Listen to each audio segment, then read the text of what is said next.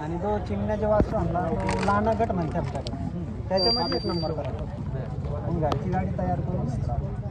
काय सांगाल ते बोला त्याच्यावर एवढं काही बोललं तेवढं काही नाही हे समज कुठं गेलं तर नाराज नाही करा